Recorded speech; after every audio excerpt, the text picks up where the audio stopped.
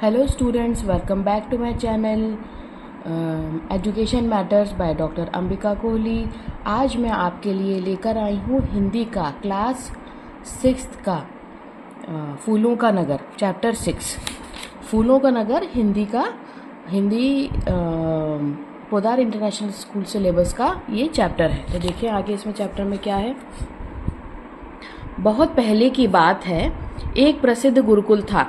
बहुत पहले की बात है कि मतलब एक बहुत पहले ज़माने की बात है, एक गुरुकुल था। गुरुकुल क्या होता है? गुरुकुल वो होता है जैसे अभी आप लोगों के स्कूल्स हैं, तो पहले गुरुकुल हुआ करते थे जहाँ पे ऋषि मुनि, वहाँ पे जो बच्चे होते थे उनको विद्या प्रदान करते थे, ज्ञान प्रदान करते थे। उस ज़माने में बुक्स नहीं होती थी, कोई सिलेबस नहीं होता था, सिर्फ गुरुकुल हुआ करते थे। वहाँ पे वो जो भी वेद पुराण और जो भी बुक्स हमारी होली बुक्स हैं उनमें जो भी ज्ञान और जो भी बातें कही गई उनको समझाते थे और उनसे डिस्कस करते थे। तो ये होते हैं गुरुकुल। अब वो गुरुकुल ट्रांसफॉर्म टू स्कूल, अब वो स्कूल बन गए हैं, ठीक है, जहाँ दूर दूर से राजकुमार शिक्षा प्राप्त करने के लिए आते थे। मतलब उन गुरुकुल में बहुत सारे राजकुमार बाहर से आते थे शिक्षा प्राप्त करने के लिए, क्योंकि स्कूल तो होते नहीं थे, तो यही गुरुकुल होते, वो स्कूल होते थे जहाँ पे ऋषि मुनि शिक्षा देते थे बच्चों को और वहीं रहते थे, जैसे बोर्डिंग स्कूल है। गुरुजी बिना भेदभाव के सभी शिष्यों के समान रूप से प्रेम किया करते थे। जो गुरुजी थे, जो उनके गुरुकुल के गुरुजी थे, वो सभी शिष्य जितने स्टूडेंट्स थे उनको समान रूप से, मतलब एक समान, सबको एक समान मानते थे, उनसे प्रेम करते थे। सभी शिष्य उनकी बहुत सेवा करते थे और सारे शिष्य जो वहाँ रहते थे, गुरुकुल में जो रहते थे, उनकी बहुत सेवा करते थे, उनको पसंद करते थे। परंतु दो राजकुमार विक्रम और शौर्य, दो राजकुमार थे वहाँ पे जिनका नाम था, एक का नाम विक्रम, एक का नाम शौर्य, दिन रात परवाह किए बिना आश्रम में काम किया करते थे। क्योंकि गुरुकुल में रहते हैं तो वो आश्रम में रहते हैं, जैसे हॉस्टल्स रहते हैं। तो वो दोनों राजकुमार विक्रम और शौर्य रात दिन बिना टाइम बिना चीज़ देखे वो गुरुजी का काम करते थे, आश्रम में उनकी सेवा करते थे। जब उनकी शिक्षा पूरी हो गई, आश्रम छोड़ने का समय आया, तो गुरुजी ने उन दोनों को बुलाकर कहा, मैं तुम दोनों से अत्यंत प्रसन्न हूँ। जब उनकी शिक्षा पूरी हो गई, मतलब उनका जो भी पढ़ाई थी, जो गुरुकुल में जो भी गुरुजी सिखाते थे वो पूरा जब हो गया, पूरा खत्म हो गया और आश्रम जब छोड़ने का वापस उनको अपने महल जाने का टाइम आया, समय आया, तो गुरुजी दोनों से को बहुत खुश हुए। बोले, मैं तुम दोनों से अत्यंत प्रसन्न हूँ, इसलिए तुम्हें दो बातें बता रहा हूँ। अगर तुम इन पर अमल करोगे तो तुम्हारे राज्य में सदा संपन्नता और खुशहाली रहेगी। तो गुरुजी खुश हो गए और बोले कि मैं तुमको दो अनमोल नई और बातें बता रहा हूँ। अगर तुम मेरी बातें ये दो मानोगे तो तुम्हारे, जब इसके बाद तुम राजा बनोगे, अभी तुम राजकुमार हो, जब तुम गद्दी संभालोगे तो तुम्हारे राज्य में सदा संपन्नता रहेगी, सब कुछ रहेगा और खुशहाली रहेगी, कभी गड़बड़ नहीं होगी, भेदभाव मनमुटाव नहीं होगा। दोनों राजकुमार एक साथ बोले, हम आपकी आज्ञा अवश्य मानेंगे गुरुजी। तो दोनों राजकुमार ने क्या बोला? हम आपकी आज्ञा मानेंगे, हमेशा मानेंगे। गुरुजी ने मुस्कुराकर कहा, तुम दोनों जहां तक हो सके युद्ध ना करना। गुरुजी ने क्या बताया कि तुम लोग कभी भी युद्ध ना करना, लड़ाई नहीं करना, अहिंसा का मार्ग अपनाना तथा सदा प्रकृति की रक्षा करना। अहिंसा मतलब जो झगड़े नहीं करता, जैसे गांधी जी हमेशा अहिंसा के मार्ग पे चलते थे, वो बोलते थे कि हमको लड़ाई झगड़ा नहीं करना चाहिए, तो लड़ाई झगड़ा नहीं करना है, तो वो मार्ग हमको अपनाना है और प्रकृति की रक्षा करना है। जो उनके राज्य में पेड़ पौधे और जो भी प्रकृति आसपास की रही उसकी रक्षा करना, उसको कटवाना नहीं है, ख़त्म नहीं करना। तो ये उनने दो बातें बताई थी।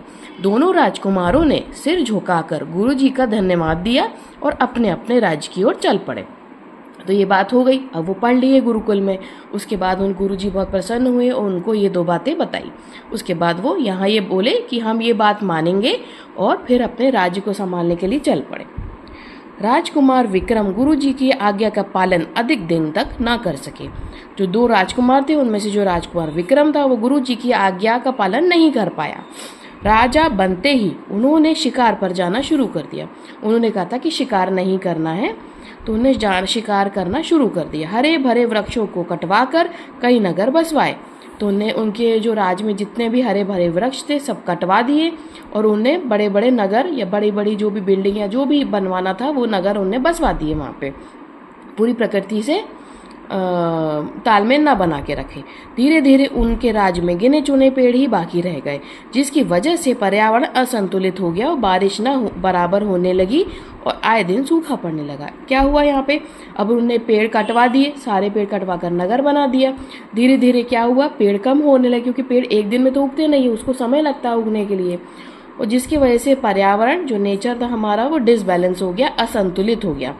तो हमको पता है बारिश कैसे होती है, बारिश पेड़ों से होती है। तो बारिश ना होने बराबर ना हुई, मतलब बराबर जो बारिश हमेशा होती थी वो नहीं होने लगी, और फिर उनके राज्य में सूखा पड़ने लगा क्योंकि उनने पेड़ कटवा दिए। दूसरे ओर राजकुमार शौर्य, दूसरा राजकुमार था, वो अपना वचन याद था, उनको पूरा वचन याद था, उन्होंने जो गुरुजी ने कहा वो याद था। उन्होंने राजा बनते ही शिकार पर पूर्णतः प्रतिबंध लगा दिया कि हम शिकार नहीं करेंगे, है ना, किसी जानवर को नहीं मारेंगे। जगह जगह पेड़ लगवाने शुरू कर दिए, और जितनी जगह खाली थी उनने और पेड़ लगवाने शुरू कर दिए। वे जब भी कोई खाली जमीन देखते वहाँ फूलों के बीज बिखरवा देते, जहाँ उनको लगता कि खाली जमीन है वो पूरा बीज जगह जगह फैला देते। कुछ ही दिनों बाद वहाँ रंग बिरंगे सुंदर फूल उग जाते। छोटे छोटे प्लांट्स हैं वो कुछ महीनों में लग जाते हैं, लेकिन जो बड़े ट्रीज हैं, जो बहुत बड़े बड़े वृक्ष रहते हैं, उनको सालों लगते हैं।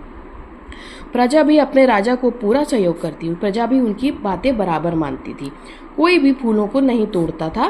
फूलों पर रंग बिरंगी तितलियां मंडराया करती थी, और लोग ठगे से इस मनोरम दृश्य को देखने लगते थे। ठगे से का मतलब एकदम स्तब्ध हो जाना, एकदम शॉक हो जाना, एकदम वहीं खड़े होकर देखना, इतने सुंदर दृश्य को देखने लगते थे, और उनकी प्रजा भी उनको बहुत सपोर्ट करती थी। एक दिन राजा शौर्य अपने दरबार में बैठे हुए मंत्रियों से महत्वपूर्ण मामले पर बातचीत कर ही रहे थे कि तभी एक दूत दौड़ता हुआ वहां आया और बोला, महाराज, राजा विक्रम ने हमारे राज्य पर आक्रमण करने की योजना बनाई है। तो वहां पे जब वो अपने महल में बैठे थे, कुछ बात कर रहे थे मंत्रियों से, इतने में दूत दौड़ के आया और बोला कि महाराजा, राजा विक्रम हमारे ऊपर आक्रमण करने वाले हैं, उन्होंने योजना बनाई है, अब हमको सतर्क रहना पड़ेगा।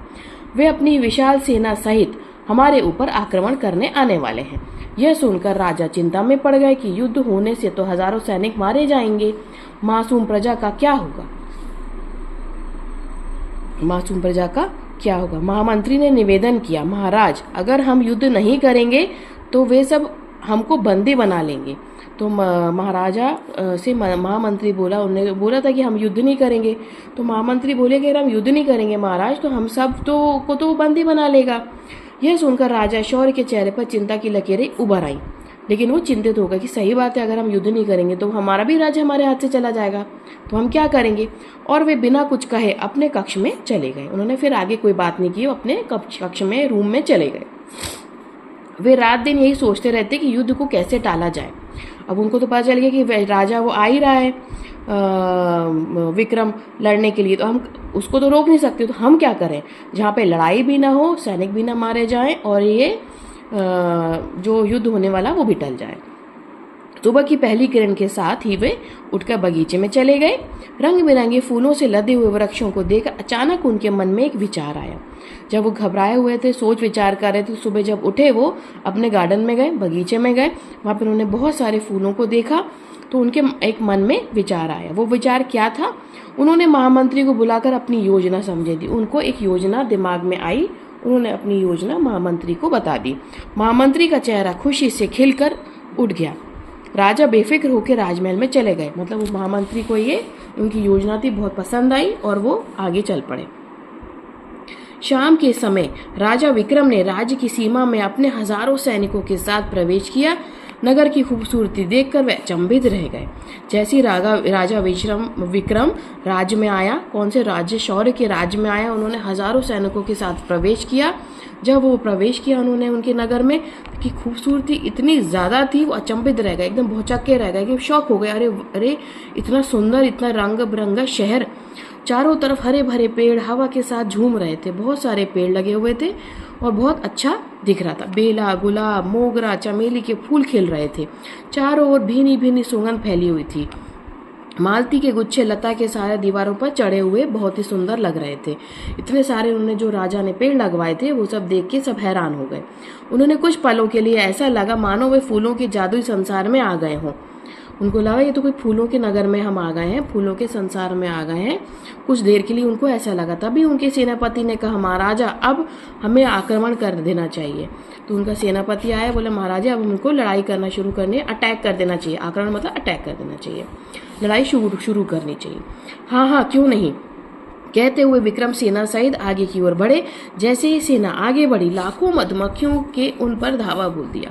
जैसे सेना आगे बढ़ी तो लाखों मधुमक्खियां थी, वो उन्होंने उन सैनिकों पे, उनकी सेना पर धावा बोल दिया, अटैक कर दिया। सैनिकों की तलवारें भी किसी काम की नहीं रही। मधुमक्खियों ने पूरे सेना को काट काट कर लहूलुहान कर दिया, क्योंकि मधुमक्खी काटती तो बहुत बुरी हाल होती है।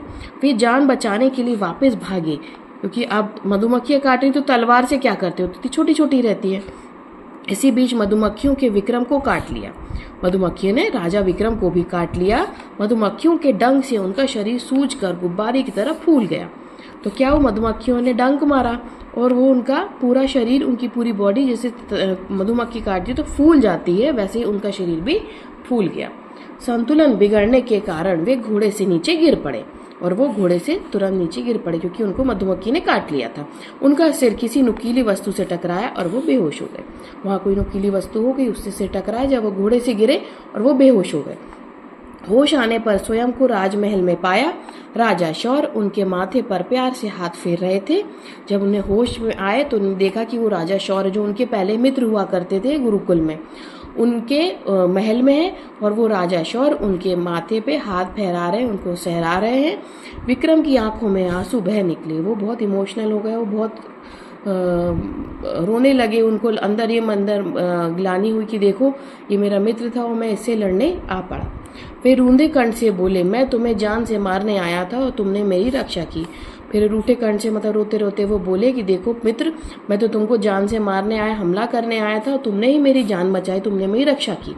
शौर्य उनके आंसू पोंछते हुए बोले, मैंने हमेशा गुरुजी की शिक्षा पर अमल किया, अहिंसा ही मेरा धर्म है। तो वो बोले कि जैसे हमको दोनों को गुरुजी ने सिखाया था कि हमको अहिंसा नहीं करनी है, मैंने उनकी जो बताई शिक्षा उन पे अमल किया, उनकी बातें मानी और वैसा ही किया, लेकिन तुमने वैसा नहीं किया। तो ये देखिए, ये चित्र है जहाँ पे उनके सैनिक को मधुमक्खियां काट रही हैं और ये उनका शहर फूलों से लदा हुआ है। आगे यह सुनकर राजा विक्रम शर्मिंदा होकर बोले, पर जब तुम्हें पता था कि मैं तुम पर आक्रमण करने वाला हूँ तो तुम अपनी सेना लेकर मुझसे युद्ध करने क्यों नहीं आया? तो उन्हें पूछा, तो तुमको पता चल गया था मैं युद्ध करने आ रहा हूँ, तो तुमको तो मेरे से भी तुमको भी लड़ना चाहिए था, अब तुम आक्रमण करने क्यों नहीं आए? इस पर शौर्य मुस्कुराते हुए बोले, मेरी मधुमक्खियां की सेना गई तो थी तुमसे लड़ने, और देखो उन्होंने मेरा बरसों पुराने मित्र को एक बार फिर मुझसे मिला दिया। तो राजा शौर्य बोले मुस्कुराते हुए कि देखो, मैंने तो मधुमक्खियों की सेना भेजी थी तुम्हारे पास तुमसे लड़ने के लिए, और वो मेरे पुराने मित्र को मेरे पास वापस लेकर आ गई और उनको मेरे से मिला दिया। शौर्य ने विक्रम के चेहरे पर अचरज के भाव देखकर, तुमने देखा कि मेरे राज्य में हर कदम पर वृक्ष फूलों से लदे हुए हैं। तो शौर्य ने विक्रम के चेहरे पर अचरज के भाव देखे। तुमने देखा कि मेरे राज्य में हर कदम वृक्ष फूलों से लदे हुए, उनमें सैकड़ों मधुमक्खियों ने अपने छत्ते बनाए हुए। जब तुम्हारी सेना आई थी तो मेरे सैनिकों ने गुलेलों से छत्तों पर पत्थर मारे और वो छुप गए। उससे क्या हुआ, गुस्से से सारी मधुमक्खियां तुम पर टूट पड़ी क्योंकि तुम लोग वहां पर थे। विक्रम शौर्य की दूरदर्शिता मतलब दूर की दृष्टि देखकर और सूझबूझ देखकर हैरान रह गए और बोले, मुझे माफ कर दो मित्र। यह सुनकर शौर्य प्यार से बोले, मैं तुम्हें खाली हाथ नहीं जाने दूंगा, क्योंकि मैं तुम्हारे राज्य की सारी स्थिति जानता हूँ।